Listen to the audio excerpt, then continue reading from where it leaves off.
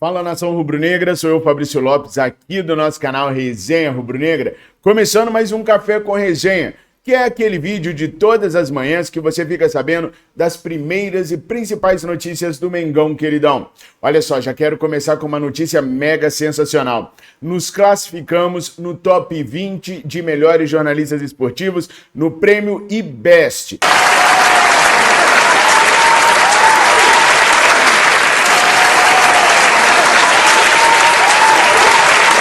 Que é o maior prêmio de jornalismo do Brasil.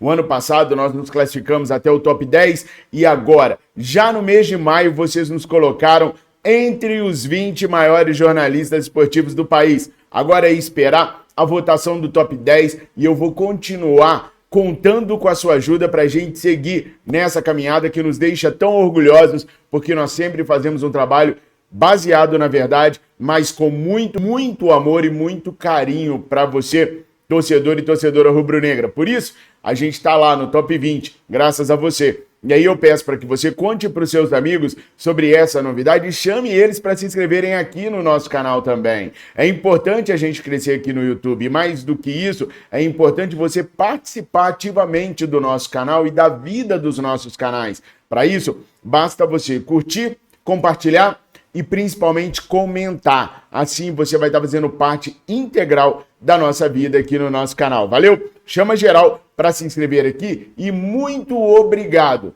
por ter nos colocado como o primeiro jornalista que cobre o Flamengo no top 20 dos jornalistas esportivos do Brasil. Tamo juntos. Nação, nesse vídeo aqui, eu quero falar com vocês a respeito da situação do estádio. Rodolfo Landim foi até Brasília para discutir mais, para debater mais com os dirigentes da Caixa sobre a compra do terreno no gasômetro. O que isso pode trazer de efetividade para o Flamengo?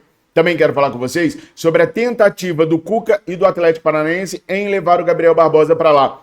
Cuca ainda não desistiu. Vou contar detalhes dessa situação para vocês. Vou falar sobre 470 milhões de reais garantidos no cofre do Flamengo até 2027. E muito mais. Então fica até o final do vídeo para você não perder absolutamente nada. Mas o que você não pode perder também é dinheiro. Tá dando mole? Tá precisando de dinheiro? Não tá conseguindo encontrar? Então vai a dica da Mais Ágil para vocês. A Mais Ágil é uma empresa especializada na antecipação do seu FGTS. Seu dinheiro tá lá parado. Basta você acionar a Mais Ágil através do link que está aqui na descrição desse vídeo e também no comentário fixado para que você possa, em até 9 horas, se tudo der certo, conseguir a grana na sua conta. Então não dá mole não, pessoal. Liga hoje mesmo para Mais Ágil ou clica no link que está aqui na descrição desse vídeo que rapidinho você vai ter aquela grana para se desafogar. Na Mais Ágil, a gente confia. Por isso, a gente recomenda. Bom, vamos começar a falar só de Mengão queridão agora, sempre contando com a sua inscrição e com a sua recomendação. O Flamengo aprovou ontem o maior patrocínio da história do clube. São 470 milhões de reais que o Flamengo vai receber pelo seu patrocínio master. Há algumas semanas atrás eu havia conversado com o Gustavo Oliveira, vice-presidente de comunicação e marketing do Flamengo, que já tinha me dado esta informação e eu já tinha passado ela para vocês. Mas ontem foi a aprovação do Conselho Deliberativo que configurou o novo patrocínio da seguinte maneira. Nesse ano de 2024, era para o Flamengo receber cerca de 80 milhões de reais. Neca de Pitibiriba, o Flamengo vai receber 105 milhões de reais em 2024. Em 2025, 115 milhões de reais. Em 2026, 125 milhões de reais. E em 2027, 125 milhões de reais. Somando 105 mais 115 mais 125 mais 125 milhões, a gente encontra os 470 milhões de reais de patrocínio de 2024 até 2027. Vale lembrar que no transcorrer de toda a situação, para que a gente tenha a virada para o próximo ano com o patrocínio, algumas métricas têm que ser alcançadas pelo Flamengo. Mas nos últimos anos, tudo que a gente tem visto é o Flamengo bater métricas e métricas de popularidade, de marketing, de tudo isso. Então, não há perigo do Flamengo não conseguir bater as métricas para virar e ter a renovação automática de contrato com o patrocinador master. Agora, se por um motivo o patrocinador master resolver sair do Flamengo, ou o Flamengo resolver encerrar a parceria com esse patrocinador master, há que se pagar 50% do valor até o final. Então, se o Flamengo resolver, se a patrocinadora master resolver encerrar com o Flamengo em 2025, tem que somar 115 mais 125 mais 125, dividir por 2, e aí ela tem que pagar esse valor ao Flamengo para ela poder sair, e o Flamengo na mesma situação, no mesmo caso. Beleza? 50% de multa pelo restante que estaria faltando do transcorrer do encerramento, do cancelamento para frente, tá? Então o Flamengo tem o maior patrocínio master da sua história.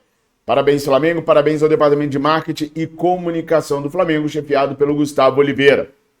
Bom, o Flamengo retorna às atividades hoje, e aí a gente vai saber logo agora pela manhã se o Nico tá bem, se o Pedro tá bem. Por quê? Porque o Nico saiu sentindo dores no joelho, mas ao desembarcar ontem, ele não estava mancando, ele estava com a cara melhor. Mas vamos ver como é que vai ser o exame mais profundo hoje, se tá tudo ok com o Nico ou não. Por enquanto, ele segue sendo dúvida para o jogo de terça-feira contra o Milionários.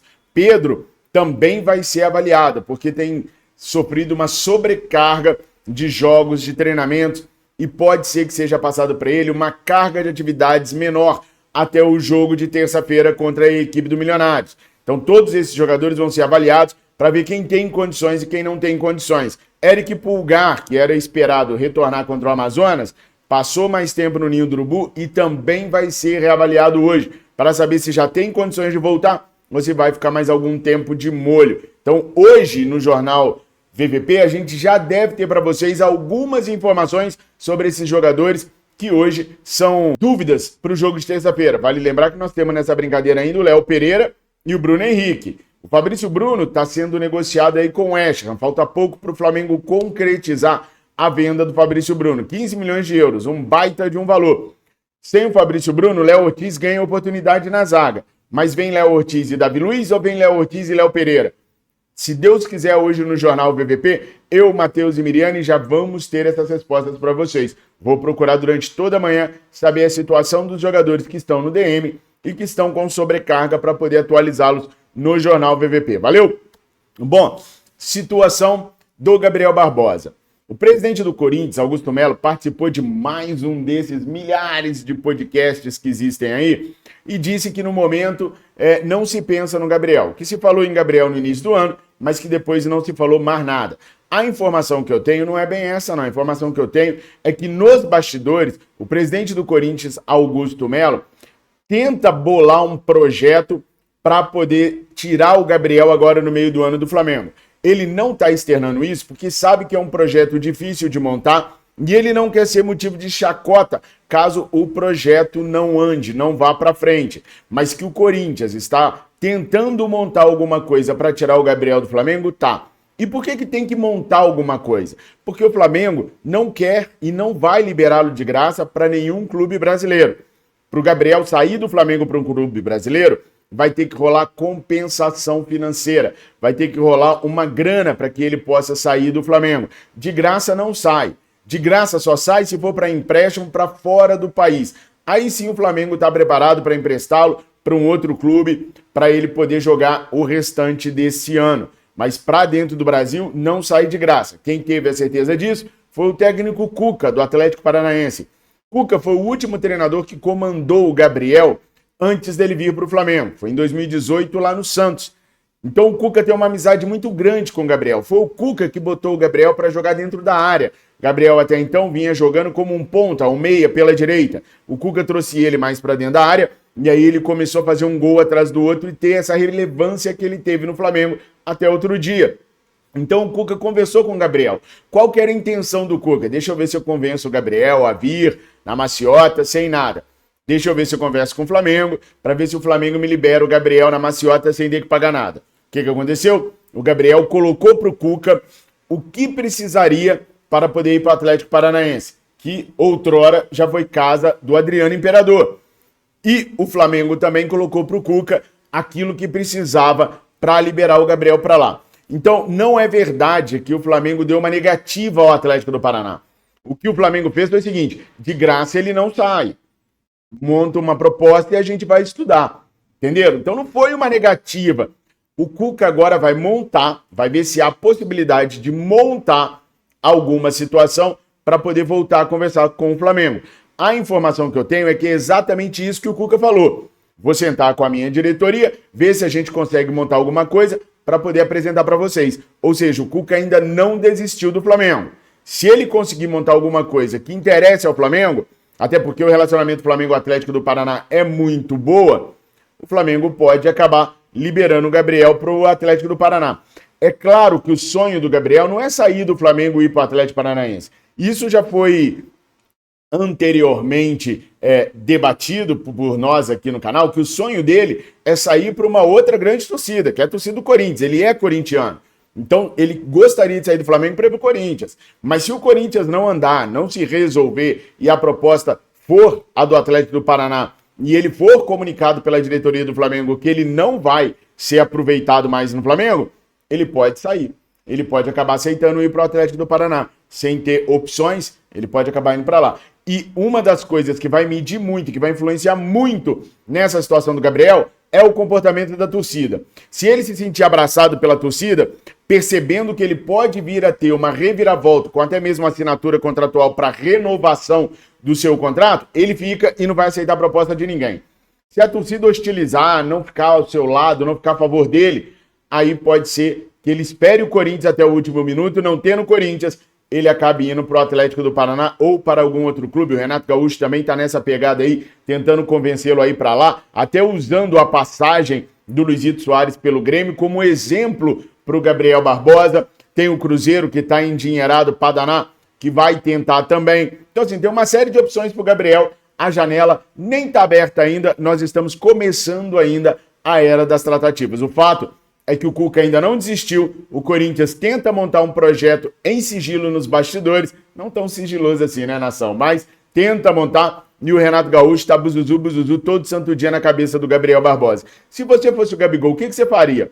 Tentaria ter uma reviravolta no Flamengo para ter o contrato renovado? Você acreditaria nisso? Você iria para o Grêmio, afinal de contas, Renato Gaúcho é parça, iria para o Atlético do Paraná, um clube de menos repercussão, mas onde você tem um treinador que gosta de você, que trabalha com você, que recuperou o Ronaldinho Gaúcho no Atlético Mineiro e bateram campeões juntos da Libertadores, para onde você iria? Qual seria o seu caminho? Comenta, eu quero saber a sua opinião. E se você fosse o Flamengo, você faria o quê? Coloca aí, comenta, mas comenta para danar. Sobre o estádio, pessoal, o governo do Rio de Janeiro deve publicar nas próximas semanas o edital, o resultado da licitação, né? E o Flamengo ganhou do Vasco para poder operar o Maracanã pelos próximos 20 anos. Já falei sobre valores, já falei sobre os prejuízos que o Flamengo vai ter trabalhando em cima disso, e a multa para o Flamengo abandonar o Maracanã é gigante. O governador Cláudio Castro, atual governador do Rio de Janeiro, também já disse que jamais permitiria que o Flamengo construísse um estádio no Rio de Janeiro sem que houvesse o compromisso de um certo número de jogos no Maracanã do Flamengo. Ou seja, nós nunca vamos ser livres. Ah, Fabrício, mas não é o governador que manda, é o prefeito que manda, Neca de Pitibiriba, é o governador que manda. Basta um telefonema do governador para o prefeito dizendo que não vai liberar tal situação, que não vai aprovar tal situação para a prefeitura, que a prefeitura faz o que o governo quiser, mesmo sendo oposição um ao outro. Então esse lance assim de que é a prefeitura que manda, não é o governo do estado que manda. Eles podem pressionar a prefeitura a fazer aquilo que eles quiserem. Então, mesmo contando com essa extraordinária boa vontade do Paes, do Eduardo Paes, prefeito do Rio de Janeiro, que também vai vir candidato a governador, ainda assim nós dependemos do governo do Rio de Janeiro. E a palavra atual do governador é: se não tiver um número X de jogos no Maracanã, não tem estádio para o Flamengo. Então, juntem as peças, pessoal. Eleições no final do ano, mas o governador exigindo que se faça um certo número de jogos no Maracanã para o Flamengo ser obrigado a pagar a manutenção do Maracanã e não o estado do Rio de Janeiro. Com o Flamengo ganhando a licitação por 20 anos de administração no Maracanã, tendo que pagar uma fortuna de milhões de reais por ano para usar o complexo. Dá para acreditar em construção do estádio próprio por parte do Flamengo? Desculpa, pessoal, não dá para acreditar. É claro que o Rodolfo Landim vai continuar se sentando com os dirigentes da Caixa Econômica Federal para que o primeiro passo seja viabilizado, que é a situação da compra do terreno do gasômetro. Mas, pessoal, percebam bem, essa conversa ela está longe de se concretizar na compra ou na construção do estádio.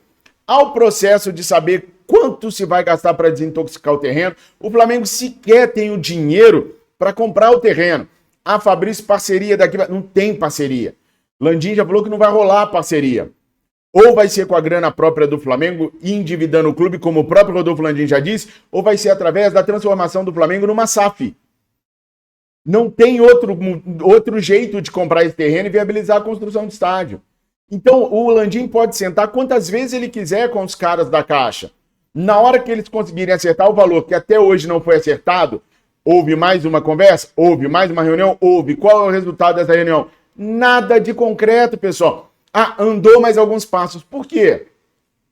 Não andou, não tem valor definido. Conversei ontem com uma pessoa de dentro do Flamengo. Gente, já bateram o martelo com relação ao valor? Não. Então, que passos são esses que o Flamengo andou para frente? Fabrício, são só conversas. A cada conversa que vai acontecendo, o pessoal da Caixa vai se mostrando mais amistoso à situação do terreno. Na verdade, pessoal, toda vez que o Flamengo conversa com a Caixa, o terreno fica valorizado, o terreno ganha proporção para a Caixa tentar vender para outras pessoas. Não há consenso no valor do terreno ainda. Não há como o Flamengo tirar dinheiro para comprar esse terreno ainda. Não há um plano que não seja transformar o Flamengo em SAF. Então não tem passos adiante, pessoal. Há apenas, talvez uma... Sabe, como a fonte me falou ontem. As pessoas ficam mais animadas com a possibilidade do Flamengo ir para lá. Mas nem o valor do terreno foi colocado na mesa ainda. Então como que o Flamengo pode garantir que a gente está andando a passos largos para a construção do estádio? Não tá, pessoal. E me desculpem, a verdade é essa. E aqui a gente fala a verdade, doa quem doer, mesmo que doem nós mesmos. E só Deus sabe o quanto eu gostaria de ver o Flamengo construindo o seu próprio estádio. O quanto eu gostaria de ver o Flamengo com seu estádio próprio. Mas neste momento, não tem nada de concreto, nenhum passo avante, nem para trás, mas nem avante. Essa é a história da situação atual do Flamengo. Bom, desculpa se eu joguei um balde de água fria naquilo que vocês imaginavam que estava acontecendo, mas aqui eu vou falar a verdade sem sensacionalismo sempre. Gostou? Se inscreva, nos recomende, chame seus amigos para virem se inscrever no nosso canal também. Estou contando com a sua ajuda para a gente continuar crescendo aqui. E muito, muito, muito obrigado por ter nos colocado entre os 20 maiores jornalistas esportivos desse país. O primeiro a cobrir o Flamengo, que passa para o top 20. Obrigado, nação. Muito obrigado mesmo. Curta, comenta, compartilha. Tenham todos um excelente final de semana, uma excelente sexta-feira. Fiquem com Deus. Eu amo vocês. Saudações rubro-negras. Urubu guerreiro, o meu canto é pra você, Flamengo.